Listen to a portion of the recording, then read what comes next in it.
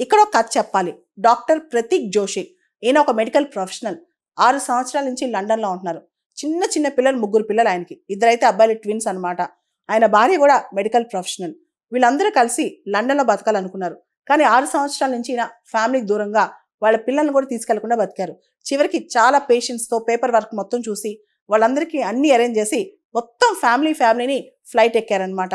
Flight ఎక్కిన తర్వాత కొన్ని సెకండ్స్‌లోనే మొత్తం ఫ్యామిలీ కలలన్నీ, భవిష్యత్ కలల సాకారం మొత్తం ఫ్లాప్ అయిపోయింది. ఆ ఫ్లైట్ బర్న్ అయిపోయింది. కాబట్టి ప్రతి మనిషి ఇలాంటి కథల నుంచి నేర్చుకోవాల్సింది ఏంటంటే, మనిషి జీవితం చాలా తాత్కాలికమైంది, చాలా అల్పమైనది. ఎప్పుడు ఏం జరుగుతుందో తెలీదు. కొన్ని కండిషన్స్ మన చేతిలో కూడా ఉండవు. మనం అన్నీ బాగానే జరుగుతున్నాయి అనుకుంటాం కానీ, కొన్ని అయితే మన చేతుల నుంచి దాటిపోతూ ఉంటాయి అనమాట. ఈ సందర్భంగా ఈ క్షణం మంది, ఈ రోజు మాత్రమే మంది.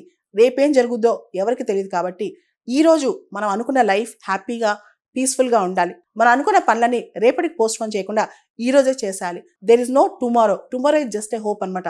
రేపు ఉంది అనుకోవడం ఒక హోప్ మాత్రమే. ఈరోజు, ఈ క్షణం మాత్రమే నిజం. చాలా కథల్లోంచి మనకి ఇదే అర్థమవుద్దనమాట. ఈ క్షణంలో, ఈ మూమెంట్‌లో బతకడం మాత్రమే వాస్తవం అని చెప్పొచ్చు.